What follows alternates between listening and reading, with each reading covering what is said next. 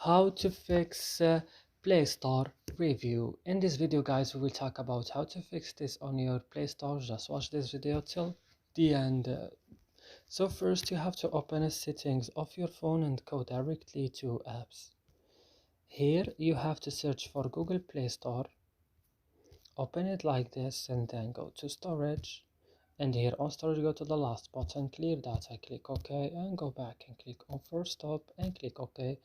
And now you have to go, and what's next, you have to go and restart your phone. So that's it. I hope this video is helpful for you. Don't forget to like and subscribe in our channel. See you in another video.